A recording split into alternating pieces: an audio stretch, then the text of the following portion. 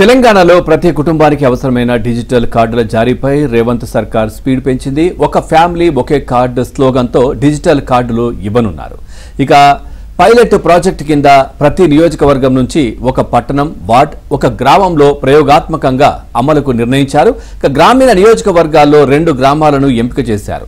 ఇతర నియోజకవర్గాల్లో ఒక పట్టణ, వార్డ్, ఒక గ్రామాన్ని అధికారులు ఎంపిక చేశారు. ఎంపిక చేసిన వార్డుల జాబితా ఇప్పటికే ప్రభుత్వం సేకరించింది. ఇక ఇదే అంశంపై సీఎం రేవంత్ ఉన్నతాధికారులతో ఫ్యామిలీ డిజిటల్ కార్డుల జారీపై సమీక్షించనున్నారు.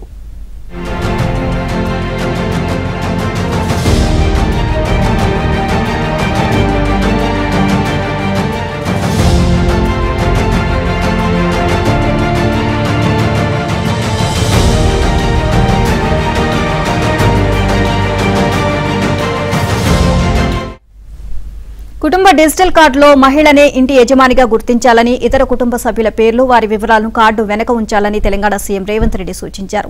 ఫ్యామిలీ డిజిటల్ కార్డులకు సంబంధించి రాష్ట్ర సచివాలయంలో సీఎం రేవంత్ రెడ్డి సమీక్ష నిర్వహించారు. డిజిటల్ కార్డులపై రాజస్థాన్, హర్యానా, కర్ణాటక, మహారాష్ట్రలో పర్యటించిన అధికారులు అధ్యయనం చేసిన విధానాల గురించి సీఎం రేవంత్ కు ప్రెజెంటేషన్ ఇచ్చారు.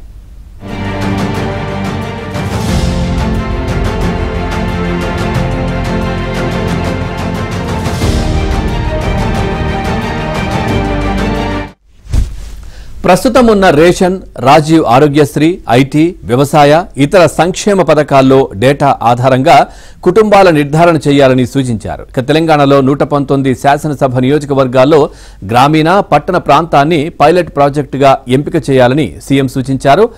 బ్యాంకు ఖాతాలు, పాన్ కార్డుల వంటి అనవసర సమాచారాన్ని సేకరించాల్సిన పని లేదని సీఎం రేవంత్ రెడ్డి స్పష్టం చేశారు.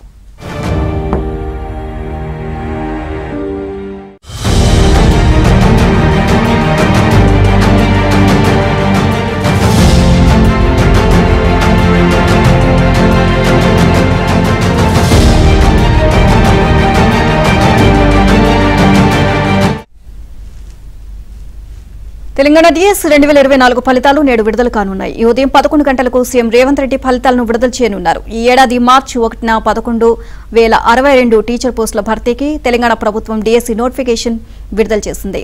ఇక జూలై 18 నుంచి ఆగస్టు 5 వరకు డిఎస్సి పరీక్షలు నిర్వహించింది. 2,45,000 మంది అభ్యర్థులు డిఎస్సి పరీక్షలు రాశారు. పరీక్షలు ముగిసిన 56 రోజుల వ్యవధిలో ప్రభుత్వం ఫలితాలు విడుదల చేస్తుంది.